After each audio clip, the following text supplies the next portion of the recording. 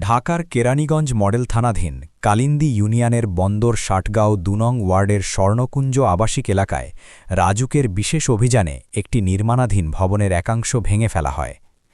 আজ সোমবার ৫ জানুয়ারি ২০২৬ সকাল ১০টায় রাজুকের জোন 7/2 এর একটি বিশেষ টিম নির্বাহী ম্যাজিস্ট্রেট শান্তা ইসলামের নেতৃত্বে অভিযান পরিচালনা করে।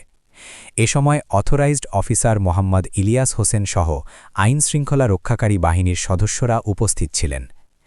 রাজুক সূত্রে জানা যায়, ওই এলাকার রকি আহমেদের নির্মাণাধীন বাড়ির সামনের অংশে বিদ্যুৎ ট্রান্সমিটার ও খুঁটি সংলগ্ন থাকায় তা ঝুঁকিপূর্ণ হয়ে উঠেছিল।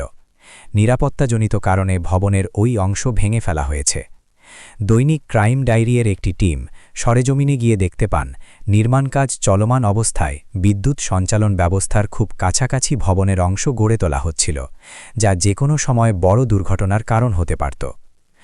অভিযান শেষে অথরাইজড অফিসার মোহাম্মদ ইলিয়াস হোসেন জানান, রাজুকের নিয়মিত মনিটরিং ও অভিযান কার্যক্রম অব্যাহত রয়েছে এবং ভবিষ্যতেও প্ল্যান বহির্ভূত ও ঝুঁকিপূর্ণ নির্মাণের বিরুদ্ধে কঠোর ব্যবস্থা নেওয়া হবে।